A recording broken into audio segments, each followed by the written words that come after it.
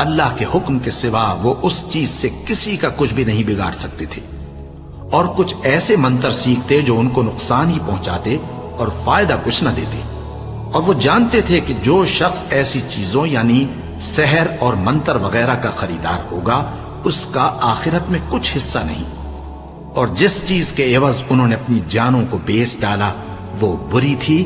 کیا اچھا ہوتا جو وہ اس بات کو جانتے، اور اگر وہ ایمان لاتے اور پرہیزگاری کرتے تو اللہ کے ہاں سے بہت اچھا صلہ ملتا۔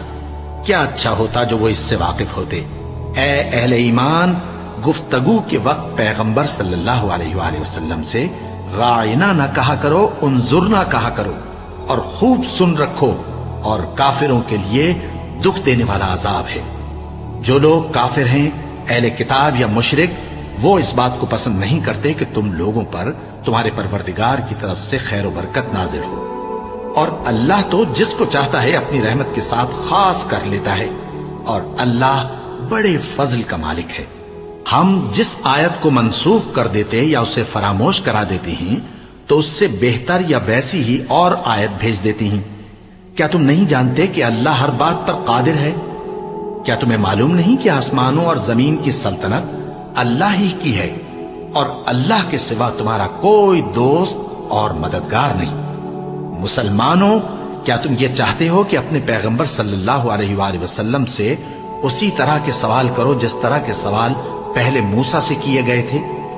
اور جس شخص نے ایمان چھوڑ کر اس کے بدلے کفر لیا تو یقیناً وہ سیدھے رستے سے بھٹک گیا۔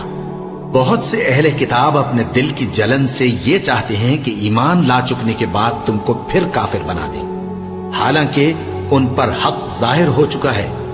تو تم معاف کر دو اور درگزر کرو یہاں تک کہ اللہ اپنا دوسرا حکم بھیجے۔ بے شک اللہ ہر بات پر قادر ہے۔ اور نماز ادا کرتے رہو اور زکوٰۃ دیتے رہو، اور جو بھلائی اپنے لیے آگے بھیج رکھو گے اس کو اللہ کے ہاں پالو گے۔ کچھ شک نہیں کہ اللہ تمہارے سب کاموں کو دیکھ رہا ہے۔ اور یہودی اور عیسائی کہتے ہیں کہ یہودیوں اور عیسائیوں کے سوا کوئی بہشت میں نہیں جانے گا۔ یہ ان لوگوں کے خیالات باطل ہیں۔ اے پیغمبر، ان سے کہہ دو کہ اگر سچے ہو تو دلیل پیش کرو۔ ہاں، کیوں نہیں؟ جو شخص اللہ کے آگے گردن جھکا دے یعنی ایمان لے آئے اور وہ نیکوکار بھی ہو تو اس کا صلہ اس کے پروردگار کے پاس ہے، اور ایسے لوگوں کو قیامت کے دن نہ کسی طرح کا خوف ہوگا اور نہ وہ غمناک ہوں گے۔